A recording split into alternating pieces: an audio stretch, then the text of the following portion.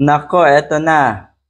Lalong lalakas, siguradong lalong lalakas ang prosecution team para nga ipakita, ipresenta ang mga ebidensya laban kay Sara Duterte. Dahil nga po, may isa po na napakagaling na lawyer na gustong sumama, gustong maging parte bilang private prosecutor doon sa 11-member prosecution team ng House of Representatives. Siya ba ay pwede daw sumali?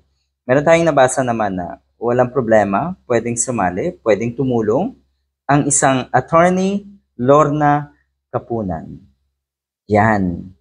O ay kung galing at dunong lang talaga ang pagbabatayan, hindi po matatawaran ang isang attorney Kapunan.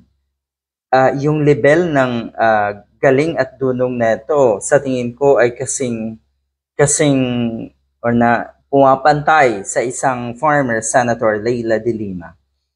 So ito po ay malaking dagok sa tingin ko sa depensa, sa team naman natong si Sara Duterte na didepensa sa kanya.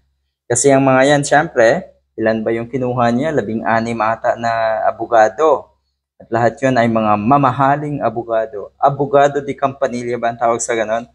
Anyway, siguro naman ay masusustain na itong si Sara Duterte. Ano ho? Yung bayad sa kanyang mga abogado. Ito po yun, ayon sa isang reliable source ng The Philippine Star, kabilang nga itong si Atty. Lorna Kapunan sa mga private prosecutor na sasama sa 11-member prosecution team ng House of Representatives para sa impeachment nga ni Sara Duterte. Marami siyang mapapanood natin ng mga statement tungkol nga sa impeachment trial na ito ni Sara Duterte. At lahat 'yon ay may punto. Lahat 'yon ay tama. Ibig sabihin, mas may alam ang isang attorney Kapunan kaysa doon sa 16 na lawyers na itong si Sara Duterte pagdating sa batas. Kaya lalong lalakas ang prosecution team ng House of Representatives. Good luck! Good luck dito sa 16 team naman, member team naman na itong si Sara Duterte bilang defense team.